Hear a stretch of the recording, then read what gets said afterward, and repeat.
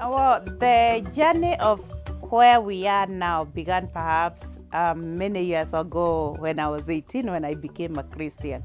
And the Lord spoke to me and said that I was not only going to be a Christian, but I was going to be involved in his work. I met Silas. Silas was not just looking for a wife, he was looking also for a person who they could partner with in the ministry. Became expectant right away, and we were very excited because we were going to have this baby.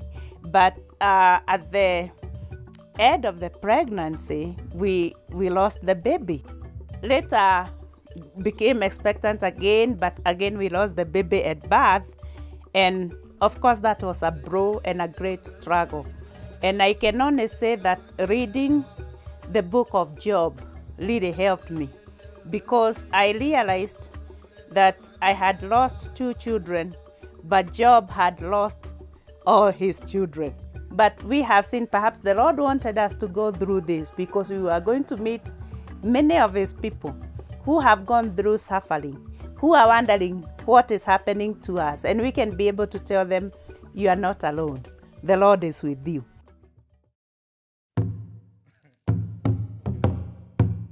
We were working in a church, and we were also working in denominational leadership. And one of the things that we discovered is that many pastors who are coming in our denomination were not equipped enough.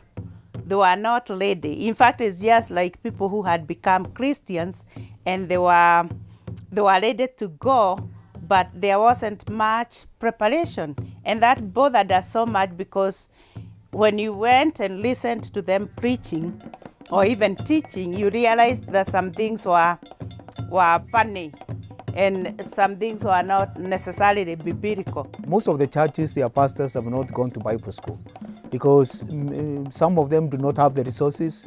Others do not have the academic qualification. So we have been training those pastors. Many of them come from very poor communities. Some of them their churches cannot make $10 a month. And we saw the need that there is also a lot of cultic practices because of lack of education, and people are not being discipled well.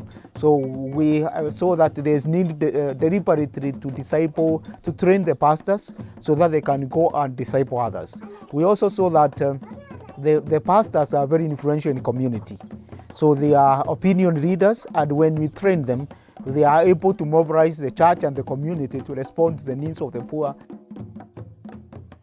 My name is James Komunjoroge. God helped me to be a preacher. Divine Providence School has trained me how to fish, how to fish the people and to bring them in Christ.